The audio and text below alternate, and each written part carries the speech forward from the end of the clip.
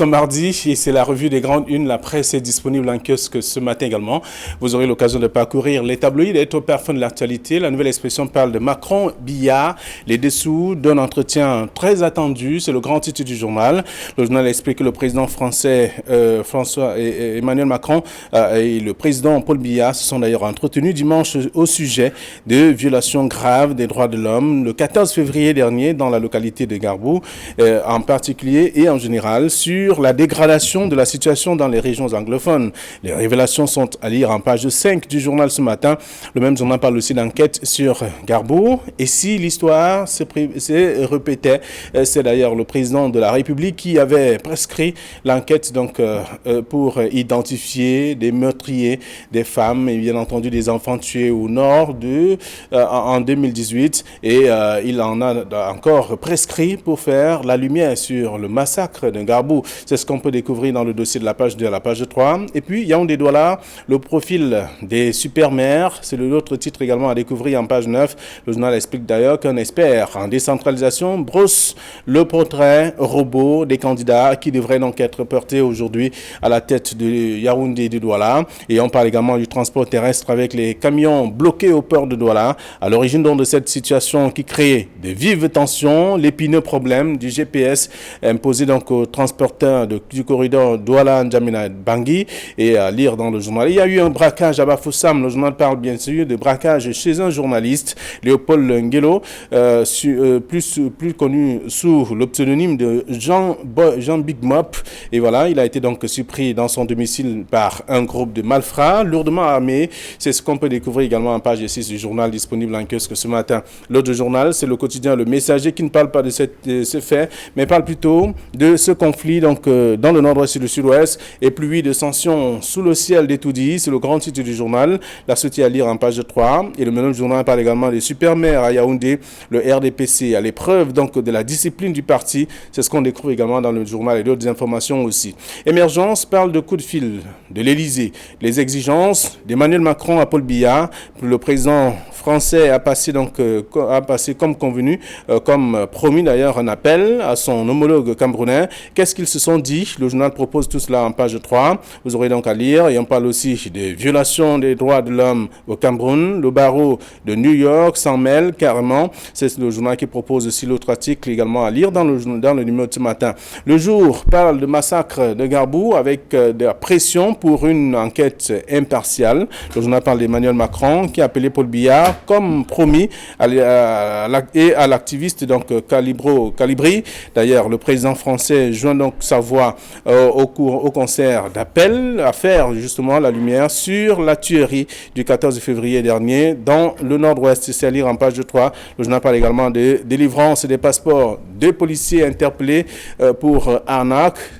Donc ils sont gardés à la police judiciaire en ce moment. Ils sont donc nombreux. C'est un réseau selon bien sûr le journal Le Quotidien, le jour de ce matin. Mutation parle justement de quelques noms, présente quelques noms et des visages. Timievuna et bien entendu Tonin entre autres. Et parle donc par ici la sortie. C'est ce que le journal propose parlant de l'élection des maires des villes donc qui a lieu aujourd'hui, qui se déroule dans plusieurs localités qui accueillent notamment les super-maires. C'est l'article également, le dossier de ce matin dans Mutation. Mutation parle également d'autres choses, parlant notamment du dispositif qui contre le coronavirus à l'aéroport de Yaoundé-Simalène et bien entendu à Douala. C'est un véritable super jeu qui est donc mené à ce niveau-là. Il y a du matériel qui permet aujourd'hui de savoir, de détecter en tout cas si vous êtes malade ou pas. C'est ce que le journal propose également ce matin. Le journal Tribune d'Afrique s'intéresse dans le département de la MIFI et parle de Sylvestre Ngouchingué, le président donc comme la machine de la victoire du RDPC dans cette partie du pays.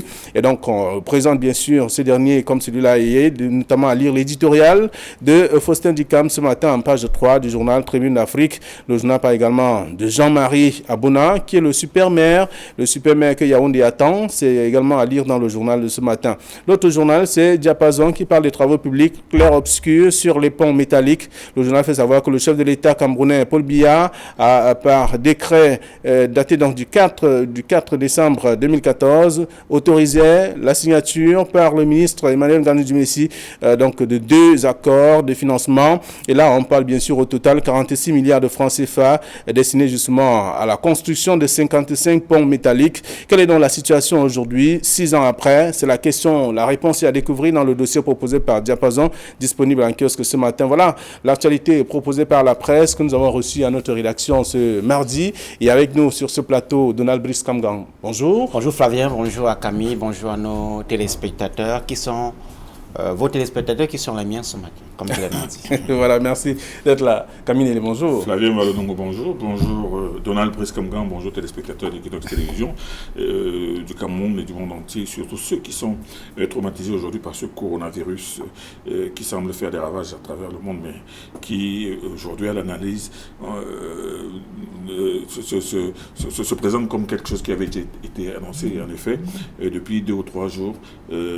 Il y a certains érudits qui ont découvert qu'en 1981, un certain Dean Koontz avait écrit un livre qu'on appelle Eyes of Darkness. Et dans ce livre, en 1981, un livre de science-fiction, il a annoncé qu'il y a des manipulations génétiques qui vont être faites dans la province du Wuhan, et où on va découvrir un virus qui va atteindre les voies respiratoires et dont la mission sera de tuer les gens, c'est-à-dire une bombe bactériologique propre, c'est-à-dire qui tue l'homme mais qui ne tue pas l'environnement. Et aujourd'hui, on se rend compte que... On vit la réalité. Comme par hasard, c'est en 2020, effectivement, tel qu'annoncé dans ce livre, écrit par Dean Koontz en 1981. On parle de ce virus qui est apparu à Wuhan et qui justement se manifeste par des affections pulmonaires. Donc on se demande bien ce qu'est effectivement ce coronavirus, avec toutes les manipulations génétiques que l'on connaît dans les laboratoires, aussi bien chinois, américains, parmi toutes ces grandes puissances, mais surtout cette drôle de maladie qui atteint les voies respiratoires et dont on nous dit que pour l'éviter, il faut se laver les mains avec du savon et il faut mettre un casque pour se en tout cas, les spécialistes des maladies respiratoires sont nombreux, ils pourront nous expliquer la provenance. Ils nous diront bien le jour, mais seulement ça a été annoncé dans un livre de science-fiction en 1981 et avec une date bien précise, 2020, c'est curieux. D'accord. Alors, la presse ce matin parle, c'est vrai, du coronavirus avec notamment la sortie du ministre de la Santé, puisque vous l'avez évoqué. Il faut bien qu'on en parle ce matin avec ce cas, des mesures prises par la direction de la santé au ministère de la Santé précisément. Le ministre est sorti et il précise d'ailleurs qu'il y a des dispositions au niveau des aéroports, des ports et autres, bref, les portes d'entrée du Cameroun. Oui, il y a nécessité de rassurer l'opinion nationale sur les mesures qui sont prises, d'autant plus que un pays voisin, le Nigeria, est touché, qui est un pays limitrophe au Cameroun. Le ministre de la Santé publique a indiqué qu'il y a des dispositifs qui sont mis en place à la fois dans les aéroports, mais également au niveau des frontières nationales. L'hôpital central de Yaoundé et l'hôpital à Kintigne-Douala sont les formations hospitalières publiques qui sont en charge de la prise en charge d'éventuels cas qui seraient détectés. Mais on a quand même, il y a quand même lieu de s'interroger parce que il y a eu 2 cas suspects qui ont été signalés dans la région du centre il y a quelque temps. On a vu qu'il y avait quelques failles dans le dispositif officiel qui est mis en place, notamment qu'au niveau des aéroports, le principe était que tous ceux qui viennent des pays qui sont touchés par la maladie devaient être systématiquement suivis, alors que ceux qui étaient en charge de ce suivi-là, eh bien, ont laissé ces personnes entrer et c'est par la suite qu'on a détecté. Donc, il y a des éléments comme cela, ajoutés à d'autres éléments comme la formation, la mise à jour, le recyclage, l'adaptation du personnel sanitaire à cette menace qui est nouvelle, la formation du personnel sanitaire en quantité pour faire face à d'éventuels cas, tout comme l'équipement du plateau technique, qui est une question que vous savez, sempiternelle, voilà, qui nécessite d'être adressée. Voilà, alors Camille, à côté de ce que vous avez révélé tout à l'heure et ce que le journal propose, parlant du dispositif qui est donc mis en place, est-ce qu'on ne peut pas penser un instant que c'est la communication qui est faite autour qui crée davantage la psychose au sein de la population. Ça crée un catastrophisme qui pour moi est excessif. Et moi je me dis que les autorités sanitaires elles-mêmes, je pense qu'elles prêtent le flanc à cela. On parle de cette maladie, et cette maladie, comme je vous l'ai dit, qui est curieuse, dont on nous dit que c'est un virus qu'on attrape en saluant quelqu'un ou en lui donnant des bises ou bien en respirant des postillons. On a vu dans certains pays où les gens ne se saluent plus. Ne se saluent plus, oui, ne se saluent plus. Les hommes partent les scènes des femmes pour leur dire bonjour et les femmes touchent leur pantalon pour leur dire bonjour parce qu'il faut plus. Non, plus sérieusement, je pense que le ministre de la Santé dit qu'il prend des précautions. Mais quand on regarde dans les vidéos comment les gens descendant des avions sont aspergés d'un produit liquide, on ne sait même pas trop ce que c'est. Ensuite, c'est des mouchoirs. Et puis, il faut le dire, la vente de ces masques est devenue une affaire extraordinaire à travers le monde entier aujourd'hui. Bon, mais de l'autre côté, quand on parle des aéroports qui sont sécurisés, les frontières, pourquoi on ne parle pas des ports? Et c'est justement de ces ports que viennent énormément de produits en provenance de la Chine chaque jour, en provenance de l'Asie chaque jour. Pourquoi est-ce qu'on ne parle pas des ports? Qu'a-t-on prévu pour sécuriser le port de Douala et le port de Kribi, par exemple? Le ministre a parlé des ports, de l'aéroport et également de ports d'entrée. Mais qui nous donne des précisions sur le port? Parce que c'est tous les jours que les bateaux arrivent. Moi, je dis, on peut prendre des mesures générales, on peut dire que nous allons, mais que faisons-nous exactement? Et puis, je persiste toujours à dire que je suis sceptique sur cette maladie qui ressemble beaucoup plus, effectivement, à une sorte de manipulation bactériologique et génétique que d'une véritable maladie qui est sortie subitement comme ça, du jour au lendemain, et qui est en train de déferler sur le monde entier. Bon, avec maintenant des gens, on dit qu'une personne a été atteinte au Nigeria, cette personne n'est jamais sortie du Nigeria, elle a attrapé ça comment? On parle d'une femme de 90 ans qui a été atteinte de cela en Tunisie, et cette femme n'a jamais eu de contact. C'est-à-dire qu'il y a quelque chose, il y a une sorte d'imposture qui tourne autour de ce coronavirus, qui est en train de créer une psychose mondiale, mais il y a une vérité que l'on découvre un jour, parce qu'on a connu ici, dans les années 80, le problème d'Ebola, qu'on a présenté même comme une menace mondiale, mais Ebola n'est jamais sorti des frontières du Congo, mais qui est 10 000 fois plus dangereux et 10 000 fois plus meurtrier que le coronavirus. Hein? On a même parlé de ce sida. Vous vous souvenez très bien qu'il y avait même quelqu'un qui avait écrit en 1985 que d'ici l'an 2000, l'Afrique centrale ressemblera à un cimetière géant. Ça a été écrit. Donc vous voyez, ces maladies qui sont le produit de manipulation génétique des laboratoires, parce que vous n'avez aucune idée de ce que les savants... Il faut contrôler en fait la communication qui est faite autour. Il faut contrôler la communication. Il faut que les spécialistes ouvrent un vrai débat sur cela, pour rassurer un peu les populations qui elles-mêmes sont chaque jour crétinisées par les réseaux sociaux. Très bien. Alors, c'est le journal Mutation qui évoque le sujet ce matin, parlant du dispositif contre le coronavirus annoncé par le ministre de la Santé. Et en même temps, on va parler d'autre chose aussi, parlant de la rencontre Macron-Biya, avec les dessous d'un entretien très attendu. C'est la nouvelle expression qui propose le titre ce matin. Donald Brice. Oui, Emmanuel Macron va annoncer... C'est un titre qui parle. Absolument, c'est un titre qui parle. Et Émergence parle des exigences d'Emmanuel Macron à Paul Biya. Oui, le chef de l'État français avait annoncé à l'activiste camerounais Calibro samedi surpassé qu'il appellerait la semaine qui vient de s'achever le chef de l'État camerounais. Il l'a fait dimanche passé et lors de cet entretien, le français Emmanuel Macron a demandé au chef de l'État camerounais de faire en sorte qu'il y ait une enquête impartiale sur le massacre de Ngarbou dans le nord-ouest et que des mesures soient prises pour que les responsabilités soient établies dans ce massacre. Évidemment, ça nous rappelle que désormais et depuis de plus en plus, depuis le massacre de Ngarbou, qui est quand même le plus grave massacre en termes de niveau d'attaque, c'est-à-dire qu'on voit des corps qui sont calcinés, on voit que ce sont des enfants et des femmes qui ont été attaqués, qui sont des couches vulnérables, et donc ça a propagé l'émotion au-delà des frontières. En termes de qualité, bien sûr. Ouais, au-delà des frontières nationales, ça place le Cameroun sous orbite de la communauté internationale, et vous savez très bien que la France fait partie des pays qui jusqu'ici ont semblé ne pas avoir un ton ferme sur la crise anglophone au Cameroun, une crise qui a déjà fait, comme tout le monde le sait, plus de 2000 morts et des centaines de déplacés internes, mais également de réfugiés au Nigeria. Voilà. Dans le journal, la nouvelle expression qui parle de Macron-Biya, les dessous d'un entretien très attendu, émergence, parle des exigences d'Emmanuel Macron à Paul Biya. Je ne peux pas cacher mon inconfort devant cette démarche de diplomatie fiction ou bien de journalisme fiction. Quand Emmanuel Macron parle à Paul Biya, ce n'est pas une correspondance écrite dont on pourra voir une copie dans les réseaux sociaux, comme on voit comment les documents fuitent de temps en temps.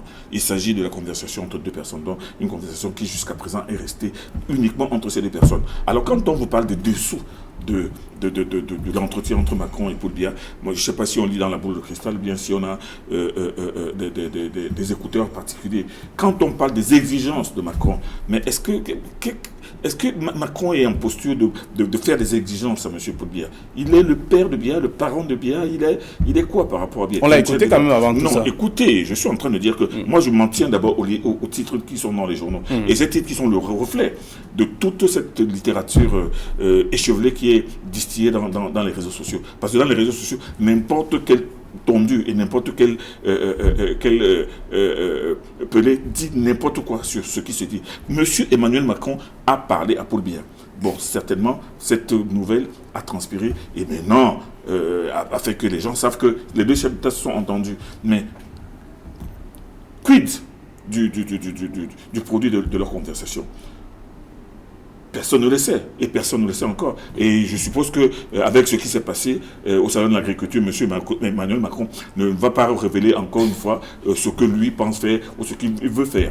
Moi, je pense qu'il faut que les journalistes fassent leur boulot, c'est-à-dire que donner l'information. Oui, Emmanuel Macron a téléphoné à Biya, comme il avait dit. Bon, mais que se sont-ils dit? Ont-ils parlé des événements de Ngarbou? Parce que quand on parle je pense qu'il a donné les prémices de ce qu'il devrait dire avec Paul Biya à travers les réponses. Ne lisons pas dans la boule de cristal. Il l'a appelé. Est-ce que vous savez s'il lui a dit, bon écoutez, au lieu qu'on se parle, donnons-nous rendez-vous, on va se voir à tel moment, bien envoyer ceci, envoyer cela. Personne ne peut dire ce qui s'est dit entre eux. Arrêtez de faire de la fantasmagorie tout de même. Arrêtons. Nous sommes là pour éclairer les gens. Les gens attendent des réponses. Monsieur Biya, au lendemain de cet incident Ngarbou, Monsieur Biya avait ordonné une enquête avant que les gens ne vous disent que non, tel organisme, tel ONG exige une enquête. Une enquête doit être faite pour savoir exactement ce qui s'est passé et ce que les gens qualifient de tuerie ou de massacre. Parce qu'il faut d'abord que les gens sachent exactement ce qui s'est passé.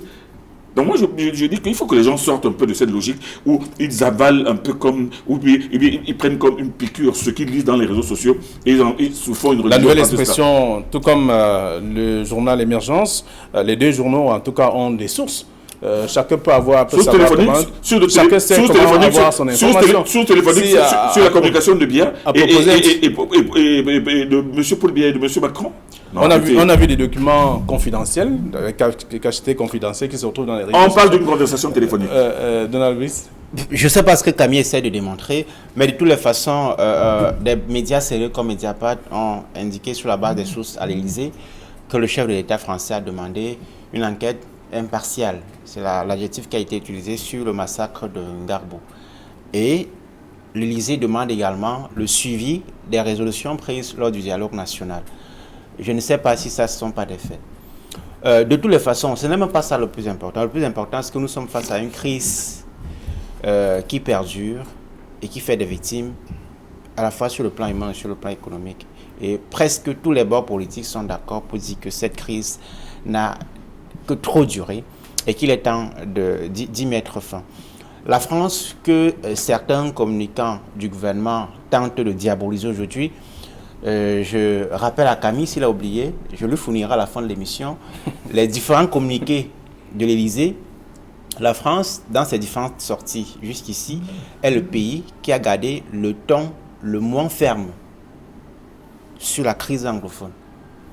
Pendant que les États comme les États-Unis, comme l'Allemagne, comme les organisations comme les Nations Unies, se sont montrés plus exigeants, se sont montrés plus fermes vis-à-vis du Cameroun. La France a gardé un ton relativement terne et donc on dirait complaisant. C'est pour cela que pour certains observateurs, la France s'est montrée jusqu'ici complice d'un certain nombre de violations des droits de l'homme au Cameroun. Aujourd'hui que des concessions sont demandées au gouvernement et qu'il ne le fasse pas, la France manifeste comme de l'exaspération parce que cette sortie peu diplomatique d'Emmanuel Macron au Salon de l'Agriculture à Paris, c'est une manifestation d'une exaspération. Parce que, souvenez-vous que la France a demandé, et ça c'est également des sources bien informées, la France a demandé que le régime fasse un certain nombre de concessions en évitant par exemple de mettre en avant les faucons du régime qui ont un discours militaire, qui ont un discours guerrier sur la crise anglophone et qui, du fait de ces discours effervescents, incandescents, continuent à alimenter la crise et à radicaliser les populations dans les deux régions dont il est question. Alors, jusqu'ici, il n'y a pas ces concessions qui ont été faites. La France, qui est aujourd'hui sur la scène internationale, il faut le rappeler, l'un, sinon le dernier parapluie diplomatique du Cameroun, se montre très gêné par ce statu quo et le statu quo qui aboutit à l'aggravation de la situation que nous vivons aujourd'hui. Okay. Flavien Malo-Nongo, ce discours qui tend toujours à infantiliser le Cameroun et les dirigeants du Cameroun m'amuse toujours. Ce discours qui tend à démontrer que ce conflit, ce qui se passe au sud-ouest et au nord-ouest, c'est de la faute du Cameroun, c'est de la faute de l'armée du Cameroun, c'est de la faute du gouvernement. Ce discours qui tend à nous faire croire que les gens ne savent pas qu'au Cameroun, ce qui se passe au Cameroun, c'est d'abord une rébellion. Une rébellion décidée un jour par des gens qui ont pris des armes et qui sont attaqués aux institutions, aux écoles, aux personnes et aux populations.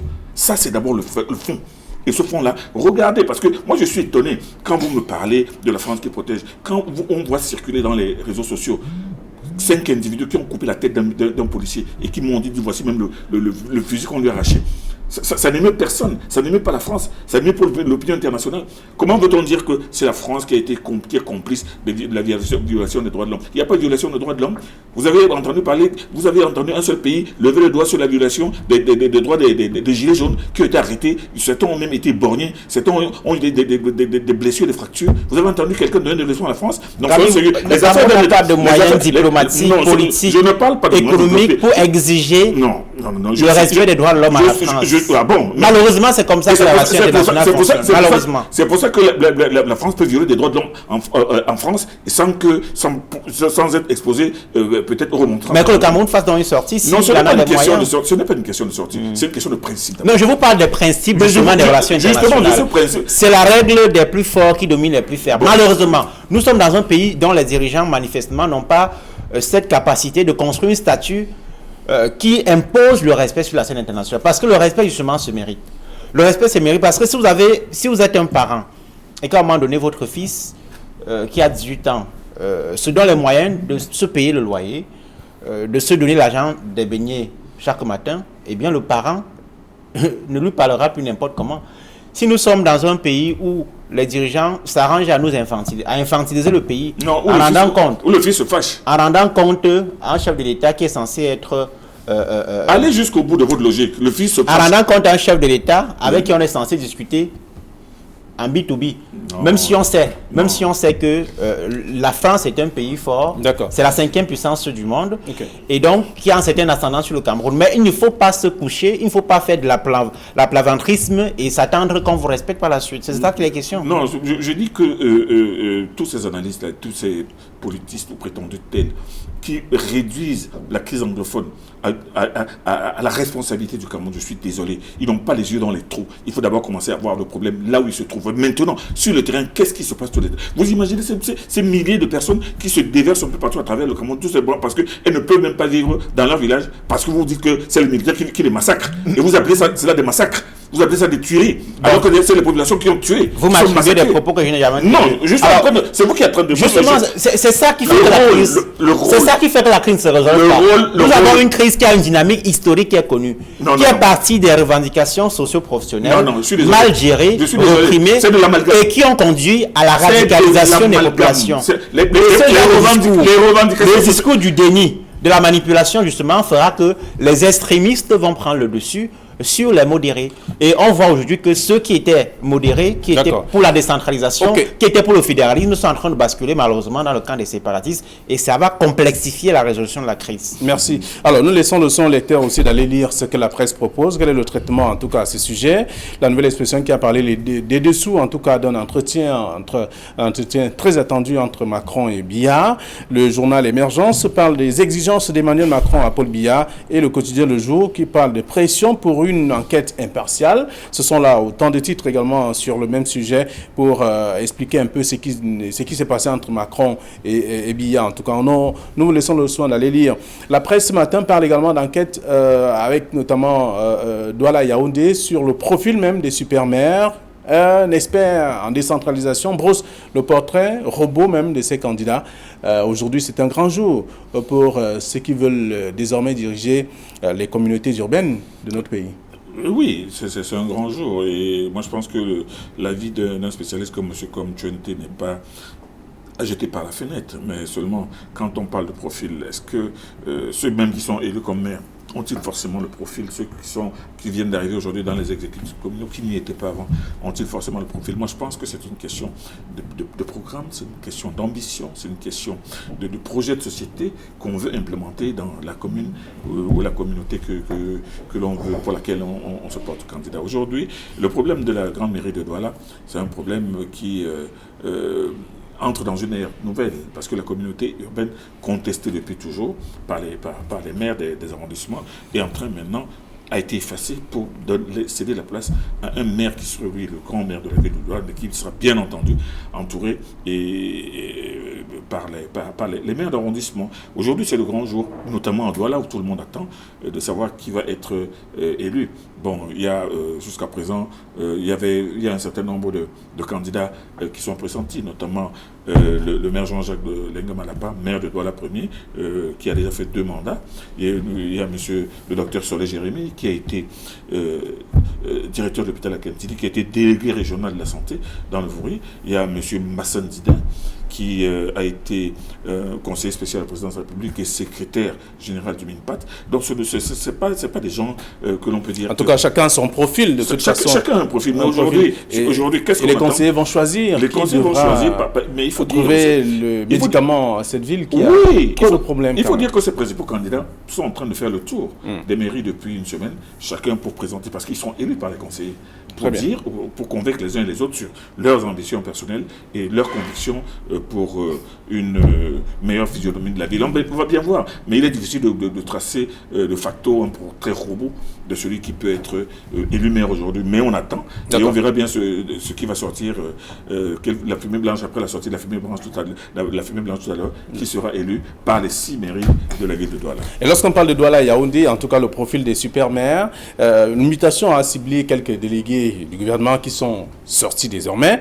Et on parle notamment de Timivuna Yaoundé, de Ntonin Frit à Douala. Par ici, la sortie, c'est le titre du journal.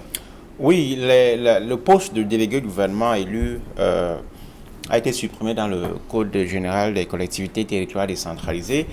Et ce mardi a lieu au Cameroun l'élection des super-maires, comme la presse les a baptisés. En tout cas, ce qu'on appelle désormais les maires de ville, dans les 14 villes qui ont des exécutifs supra-communaux. Évidemment que c'est un changement qui était attendu parce que ces personnalités qui étaient nommées par décret présidentiel ne se sentaient pas forcément comptables devant le peuple. Mais cette mutation, évidemment, va soulever d'autres questions comme la question de la tutelle. La question de la tutelle, parce que vous savez que s'il faut prendre seulement les sessions de plein droit, on voit que les préfets, alors que une volumineuse circulaire du ministre de la décentralisation indiquait que les préfets assistent simplement aux sessions de plein droit. On voit que dans la plupart des cas, on a le sentiment que les préfets présidaient les sessions de plein droit. Il y a la question des ressources. Même si le budget de l'État consacrera 15% aux communes, il n'y a que ces ressources-là, c'est très insuffisant. On ne comprend pas très bien pourquoi. La communauté urbaine de Yaoundé, par exemple, a aujourd'hui 37 milliards de budget, alors que des communes ont moins de 2 milliards de budget pour des besoins qui sont importants. Ok, alors la presse va lire ce que les lecteurs vont lire ce que la presse a proposé ce matin. Et nous disons merci d'avoir été nombreux à regarder encore ce programme. Bon retour à vos différentes rédactions, chers messieurs. Et à demain, 9h20 sur Equinox pour la 3e de la semaine.